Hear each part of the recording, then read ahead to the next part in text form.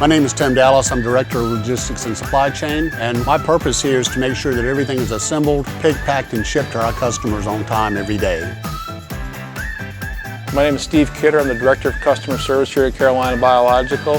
One of the reasons why we're so good at what we do is because our employees have been here for such a long time. I'm Mary Turner, and I'm Production Manager here at Rock Creek. I've worked at Carolina for over 30 years.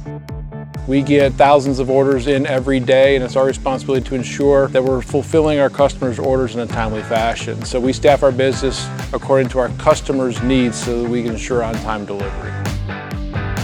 The key to delivering kits on time is to have the materials that we need available. With the computer system that we have now versus what we had several years ago, components are available for us to build kits as we need them.